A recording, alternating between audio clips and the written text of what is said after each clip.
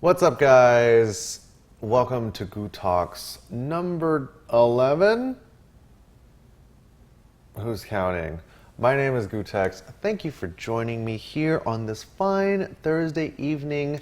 I feel so productive today, guys. Last night, man, yesterday was kind of a great day, but maybe I'll talk about that later. Let me just get straight down to the point. Last night, I was tinkering with the setup here, trying to figure out, racking my brain, trying to figure out what the issues were with the audio, and I think I finally got it figured out. So I'm not going to tell you guys what it is, but what ended up happening was that in doing it, I'm like, yo, Ian, I think I fixed it, man. And he was like, great. Well, the next step is to get it working with the Xbox so that way we can switch live on the fly. And I was like, yo, man, at least give me a high five. And then he punched me in the face. So then I turned on the Xbox, started capping from it. And then I found that I could switch between this nice DSLR, the webcam, which actually I haven't added. I just totally messed that up. Oh no.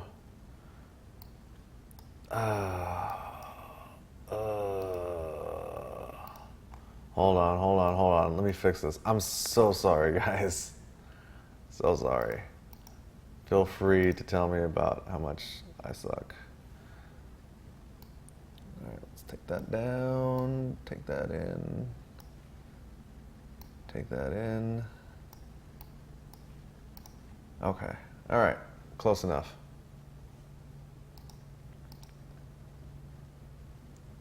All right, so anyways, as I was saying, I started playing around with the Xbox and this camera going on at once.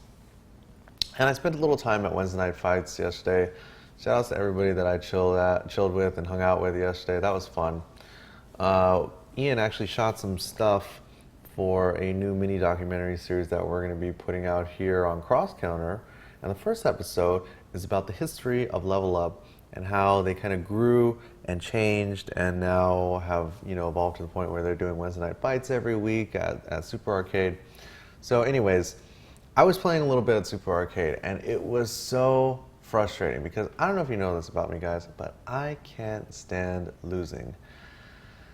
And when I don't practice, I lose. Why? Because I deserve to lose. If you practice all the time and you're a good player, then you should beat me every time because I don't practice.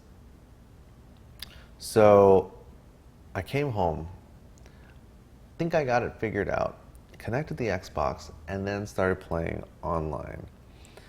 And playing online is even more frustrating than losing online is even more frustrating than losing in person. I was up pretty late. So what I decided to do was play games and just practice switching here on XSplit. And through doing so, I came across this Blanca player named Mike O. So Mike O beat me in a very close match and then sent me a message to say, hey, gootex, GG's, bro. Always wanted to play you in a match, in a first 5. So I was like, hey, you know what?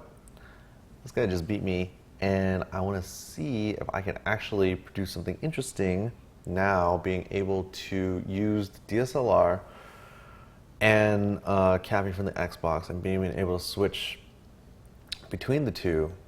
So that's what I did. And then I just did commentary. I used this headset and I just talked about what I was doing in the game.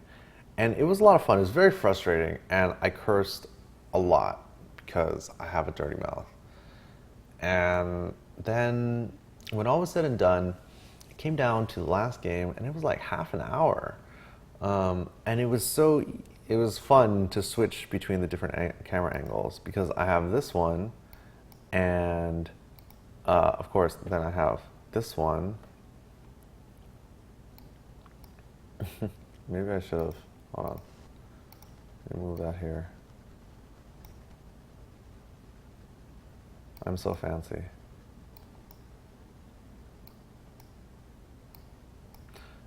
So then I can switch between the two.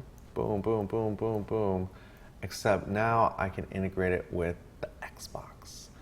So now it should be much easier to shoot things like Excellent Adventures, because now instead of spending time post-processing and all these things, now it's all right here at my fingertips.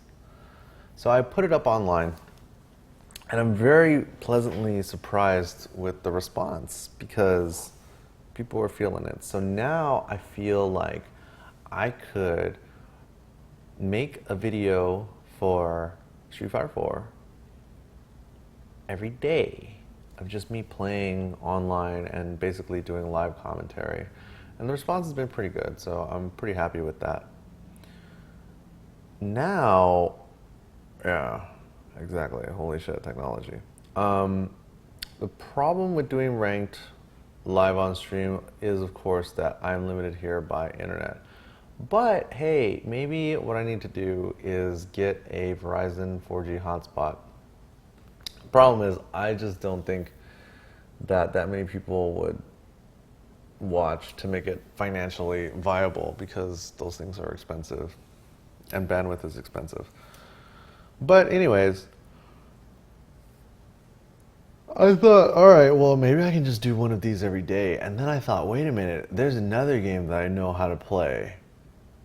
Third Strike. So maybe what I can do is do one video for Street Fighter 4 a day, and I can do it myself because I can just switch between the two, or between the game and camera 1 and camera 2, and then I can do Third Strike. So theoretically, I could do Street Fighter 4, Third Strike, gootalks, and maybe even Persona if I could just bring myself to learn the other characters, so that when I fought somebody who was good using the character, I mean, dude, I don't know how to fight against any of the characters, really. That's why I'm so bad. But then I could just put these videos out all day, every day, and it's not even that hard because I can do it. You know, I can do the whole thing myself without needing anybody else. So, yeah. It'd be great if I could stream it at the same time, but unfortunately, I think that I just don't have the bandwidth. Like, I don't think it would work that well. But I'm very excited that my original vision of what I wanted to do with this streaming PC, with this Clockwork IT computer, is finally coming to fruition, because it's been a while. Death Dealer Wolf asks, what internet are you on? AT&T Uverse. The building that I live in, Uverse is the only option. It's not that we have like an exclusive contract, but apparently there's something with the wiring. But if you or somebody that you know works or has any pull with any of the other local LA ISPs like Verizon or Time Warner or Comcast or whatever, there's like it's like 300 units here. And yeah, there's about 300 units here, and I'm sure everybody here would love internet options. So this would pay out quite nicely for somebody who got commission on referrals. Just saying.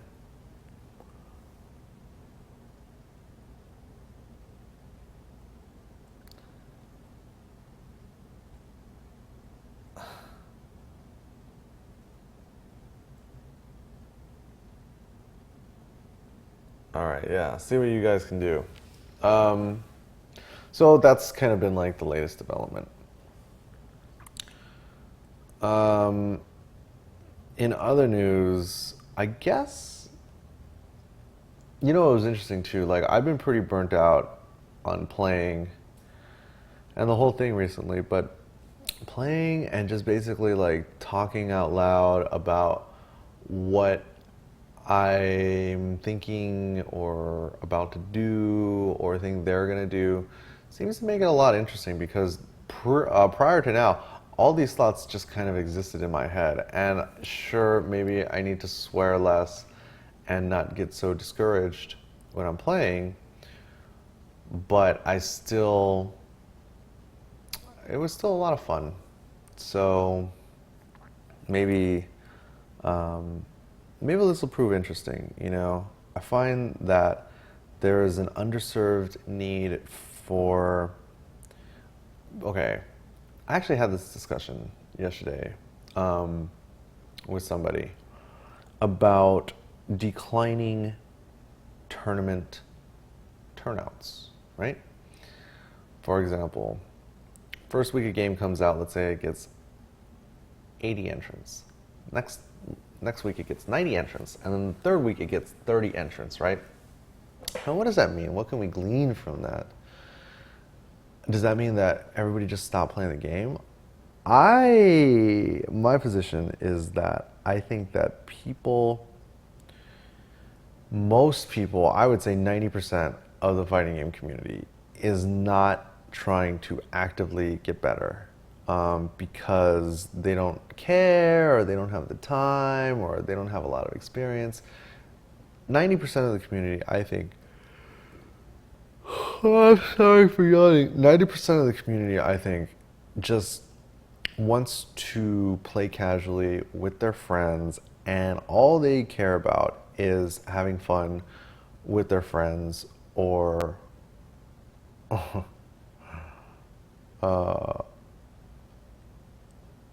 yeah, people just want to have fun with their friends. So I don't think that there's a ton of people that want to come out to a tournament and go week after week and getting bodied. Because, dude, if you pay $10 this week, $10 last week, and then $10 next week, that's $30. And you just about the game, so that was $60. You spent nearly $100 on like 3 weeks of entertainment. So what I'm saying is that the point that I was making yesterday to this person was that if the tournaments had more casual setups and you could just, let's say, come play casuals for 5 but enter the tournament for 10, I think that would go a long way towards building the community because, you know, I just think that the casual or like not so serious portion of the fighting game community is extremely underserved. So my point in all this is that doing commentary for these matches hopefully serves that community because when I'm playing, when I was watching it, when I was watching it play back, it's like, well, I'm explaining everything that I'm thinking, and I feel like to the casual observer, that could be more interesting than just watching straight up gameplay. Or most commentators when they're doing commentary on a live stream, even though they may try not to get too technical, they are still pretty technical. I'm explaining exactly what I'm doing and why I'm doing it, So hopefully it goes a long way and hopefully it starts to pick up. So, anyways, that brings us to today. I'm so tired. This brings us to today. I did another video. I did one for Street Fighter 4 and one for Third Strike, and now I'm doing gootalks. This may be a new record in video productivity for me. The Unlimited Genius says, why not just decrease the entry fee, gootex?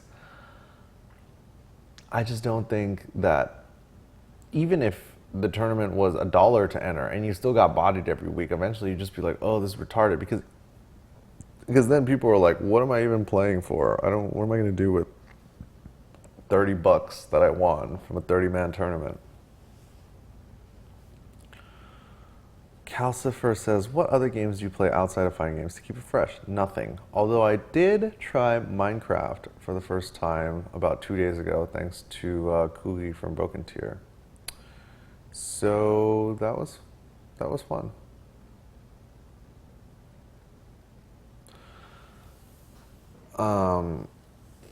Death Dealer Wolf says, where can I go for tournaments in LA? Well, we talked about this before, but on shoryuken.com in the forums section, you can go to regional matchmaking, and the Pacific South Forum has places to play.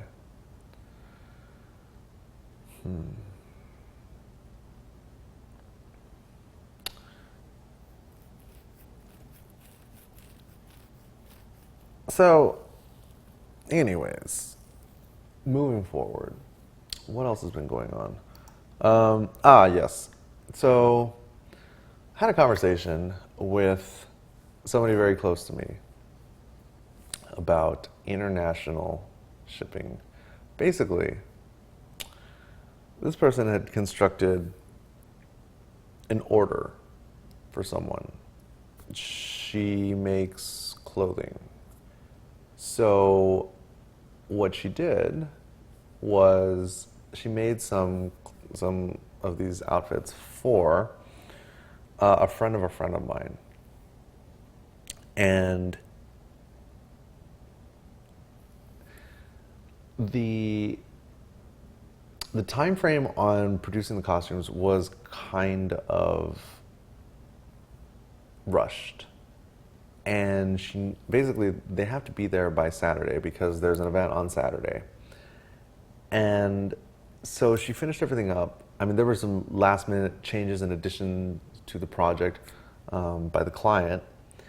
And so she was very, very happy to get it all out the door.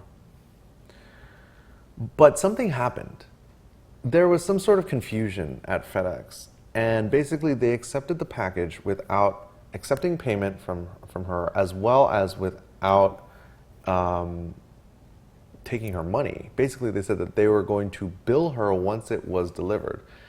And because she's new to the business, especially to shipping international, I guess she didn't realize that this could be a problem. So when she told me, I was like, dude, you may have fucked up, because if you don't have a tracking number, your client doesn't get, if you don't have a tracking number for your client tomorrow and the stuff doesn't get there by Saturday, like, you're fucked. All the time that you spent making the outfits will have gone to waste because they didn't get there in time for the event. So you look bad professionally, and you waste, not only did you look bad professionally, but you wasted all the money on materials as well as the time. So she kind of started to take it to heart and started to feel bad. Maybe I was a little harsh. Afterwards, today, I followed up and I was like, hey, so what's the deal? What happened? And she tells me that, yeah, like, the package never got shipped because she didn't fill out a customs form or something, because the girl at FedEx neglected to tell her that you needed to include the customs form. For those of you that do international shipping or have done so before, you know that the customs form is critical to getting your package there. But is it her fault for not knowing that the customs form was necessary, or was it FedEx's fault for not telling her, hey, this is going to America, you need to slap a customs form on this bad boy? Long story short, she's feeling very down on herself. She's like, why did I get into this business? This was all a mistake. Working with this client was not a good idea because of the hassles with dealing with the client, as well as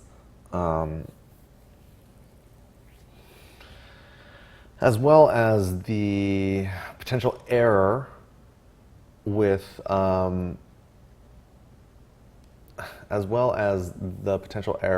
the shipping.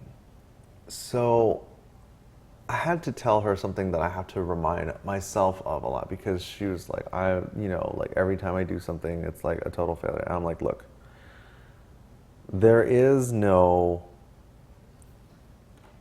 are no failures, only feedback. I believe I first heard that from Morty Lefko, if I'm not mistaken.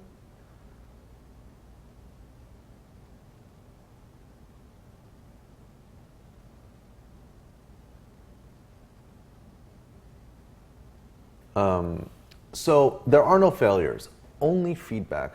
I watched this video about changing your limiting beliefs. And this video, it was a 20-minute long video, and it basically was supposed to rid you of one of the most common beliefs, which is that failure is bad. So the video talks about all of the different possibilities and all of the different perspectives of which you could see the outcome of what happened. Maybe, for example, in this situation, one way to look at it is that it is let's say the package didn't get there, it's a failure.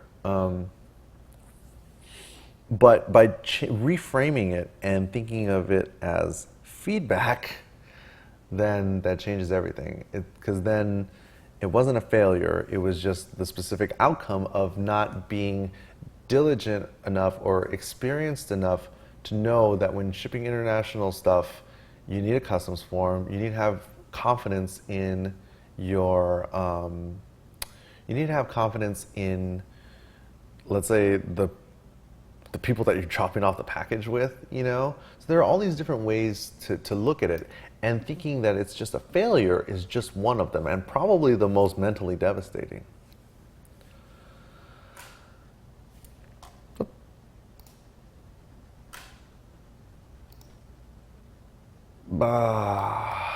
What happened?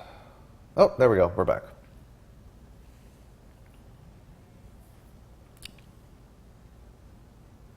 So,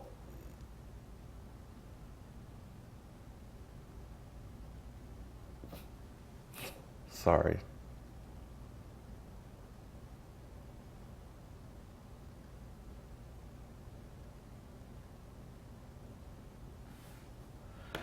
All right. Moving on. There are no failures, only feedback. Yes, it's a learning experience, right? Jaginogun says, "Gootecks, do you still think that arcades are a viable business here in the U.S.? If not, do you have an idea as to why?" Yes, I do have an idea as to why, and no, they're not viable for the most part. It's an issue of a generation gap. People of my generation and, let's say, older or younger, people that are older, you know, they understand the arcade. People that are younger, maybe not so much, because the idea of putting a quarter, a physical coin, into a machine in order to play for a while is, in my mind, an outdated concept. It's not that gaming in a place, in a public place with people that you know or people that you don't know, it's not that that concept doesn't work. That concept works just fine. But there's a very specific arcade culture that I just don't think has passed on to the younger generation. So I just don't think it's viable. What I do think is viable is the idea of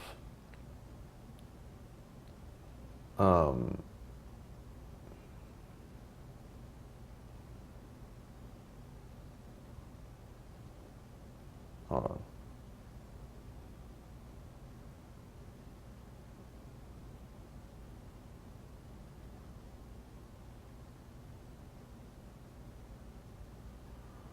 Oh gosh. Sorry. I'm hella distracted. What we can do is create gaming centers. Maybe they're part console, maybe they're part PC, but they are almost certainly not arcade. They're certainly not arcade games. Why would you, especially when it comes to like fighting games, why would you spend money on Street Fighter 4 and pay thousands of dollars for a cabinet when you can just buy like, you know, 5 setups with PS3s and monitors or whatever. Why would you not just do that? It's so yeah. It's really not about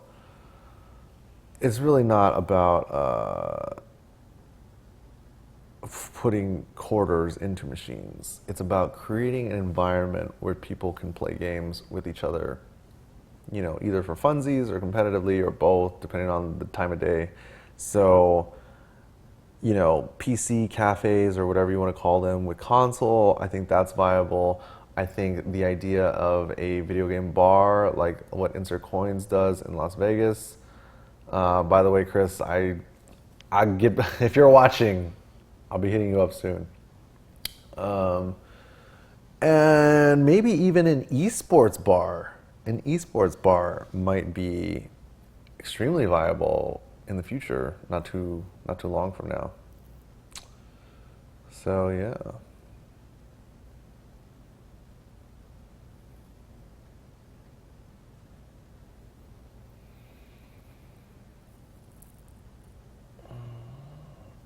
Invictus Suno says something like Cafe Lou.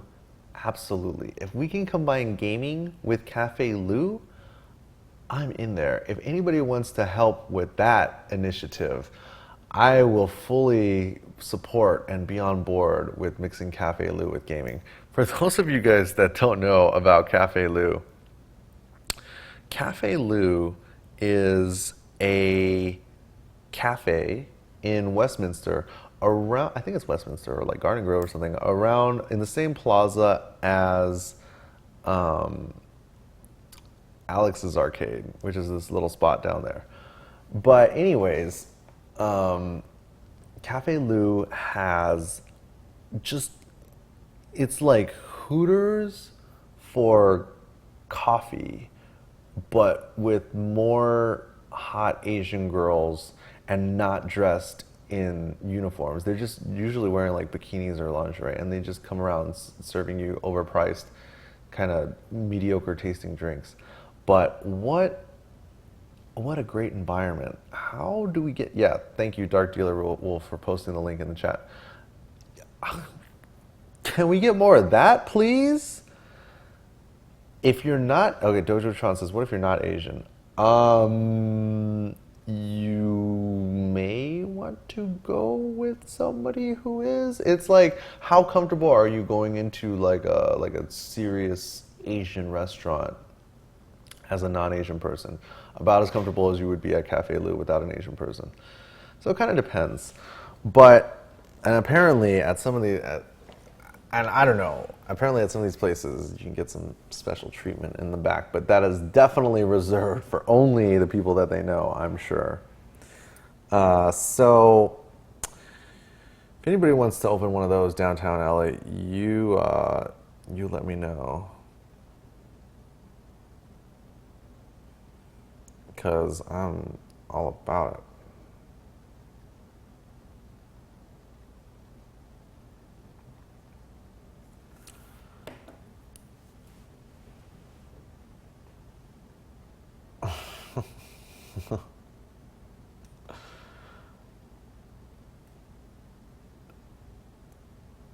Doctor for Hire says, I brought my girlfriend to Cafe Lou. 10 out of 10 idea. Would do again. I like it. I like it. I can definitely appreciate a girl that isn't threatened by other girls. Some girls, if you take them to a strip club or a place like Cafe Lou or something, they'll be all like, get all, you can't really see. They'll be like, get all defensive. Other girls, you'll find, will jive very well with the girls that work there, and those girls will show them a very nice time. I really like that. I can really appreciate that in a girl. Because some just, you know, they're just not down for that.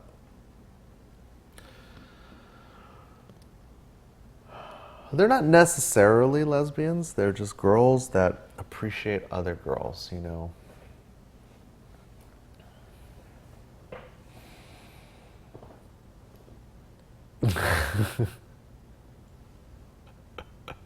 You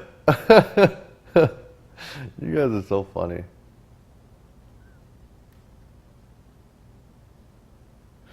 All right, moving on. Sitch says, Gootex, what do you think about Ultra Chen's Aftershock tournament? I think it's a great idea. I believe I will be headed up there to Santa Barbara. Obviously, I'm just going to chill. I have no, I have no role in it. Drink Monster says, Gooey, I want a threesome, but my girl gets super mad when I suggest it. What do I do? Interesting dilemma.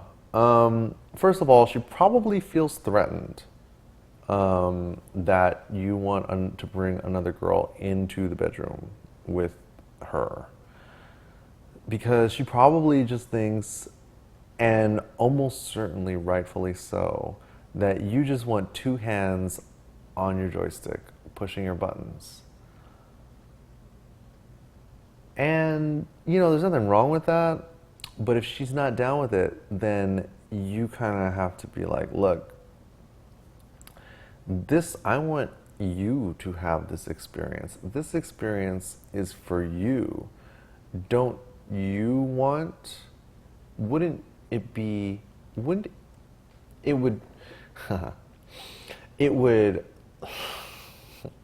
would get the lights of my Xbox turned on. It would make my Xbox light up if I saw you and another girl, you know,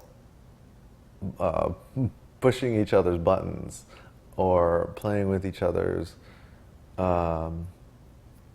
controllers. So you need to position it that like it's, and look, I don't know. This is all speculation on my part, but I think if you try to reframe it and reposition it as an experience for her so that she is the priority, she is the one with the attention being paid to, she may be more open to it. And you can tell her, hey, maybe you just have to kind of ease her into it and just be like, hey, look, I think it'd be super hot to see you with another girl. I just want to watch, baby.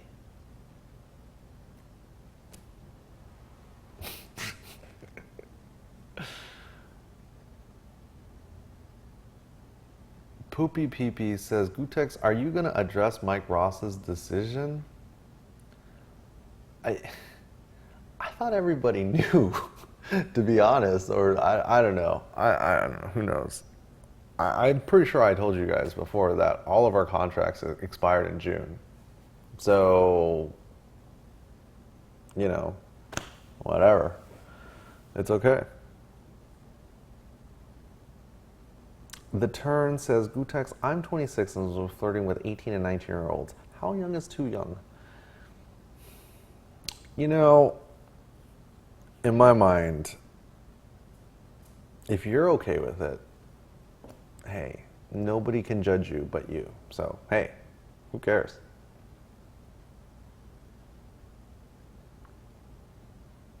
Yeah, if you guys missed it, Mike like officially left Complexity. Oh, yes. Here, this, I don't know if it's a fighting game community thing or if it's an everybody community thing, but can I just say that cross counter exists without, independently of any entity?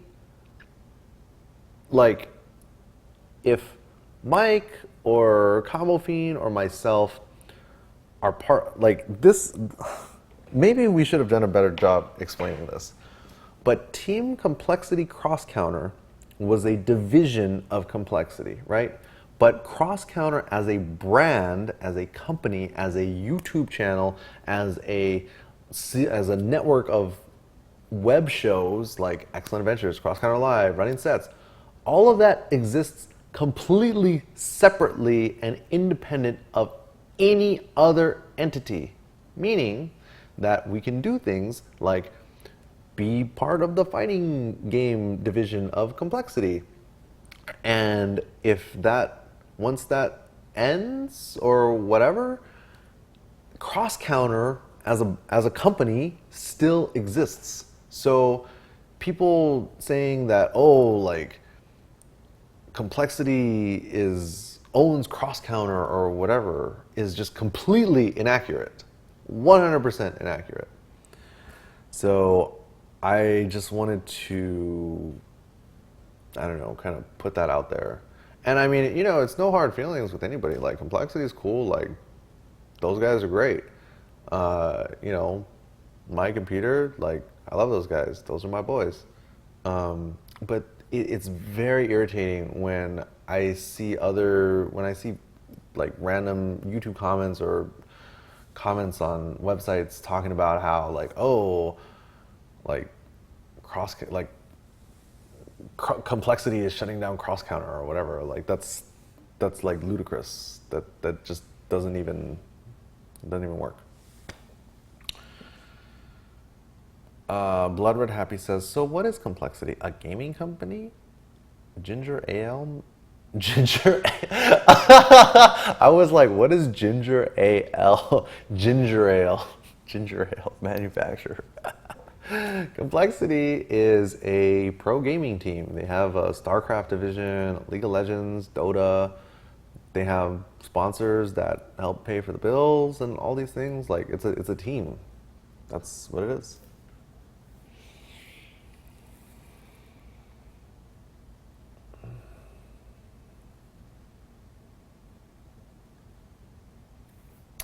Yes.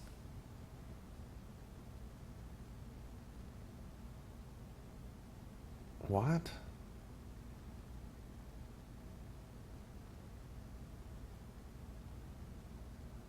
The Turn says, seriously, how does sponsorship companies even work? How do they make money off that? Well, it works like this. A team goes to a company. For example, team whatever, team what are we going to call ourselves? The what would a good like FGC, like, okay, obviously like Complexity, Evil Geniuses, these are esports brands,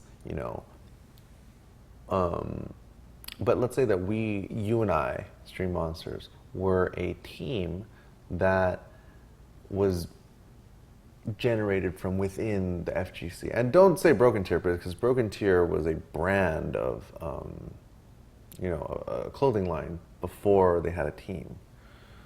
We'll just call ourselves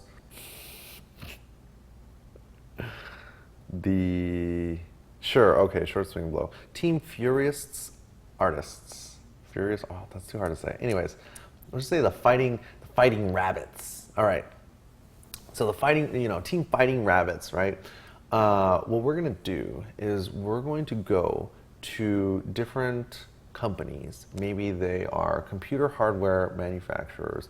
Maybe they make gaming peripherals, such as joysticks or controllers, or maybe the computer hardware people make monitors or graphics cards, or maybe we go to like more like lifestyle brands, like maybe we go to like Calvin Klein, or maybe we hit up Coca-Cola and we say, hey, Coca-Cola or Red Bull or NOS or whatever. We go, hey, we, the Fighting Rabbits, want to go to tournaments and we want to represent your brand at at all these tournaments. And we would like for you to give us money and we will represent your brand. One of the ways that we could represent your brand is we could put your logo onto our jerseys or t-shirts. And so then when we win Coca-Cola, when Furious Rabbits, because we have all the best players here in Furious Rabbits, in the Fighting Rabbits, I'm so sorry, it's so confusing, this team stuff. Fighting rabbits, we have all the best players. So when we win on stage at Evo 2013, Coca-Cola, right underneath where it says, or right around where it says Fighting Rabbits, we'll have the Coca-Cola logo, or maybe it'll be like on the shoulder or on the back of the jacket or whatever. And we can say in our interviews, thanks to Coca-Cola for sponsoring us. So basically, it's the function of the team is to basically be like a like an agent or a middleman between the player and the sponsor, right? So the team goes to the company and says, look, give us X number of dollars. I don't know. Let's say give us $25,000. And with this $25,000, we are going to send Team Fighting Rabbits to all of the biggest tournaments, and it'll be great exposure for you, and we'll put what would it be? COKE. So we would be Team Coke.fr.gootecks.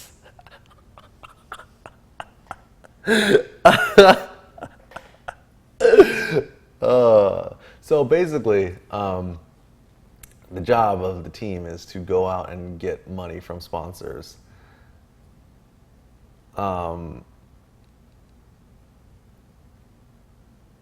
Yes. So that's kind of how it works.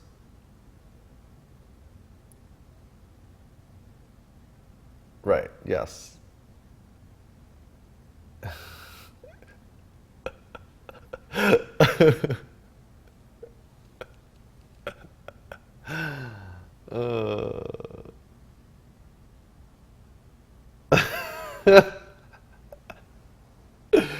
You guys are hilarious. But, I mean, that's basically the way that it works. Ooh, ooh, ooh, running low on space. Hold on here, guys. Oh, shit.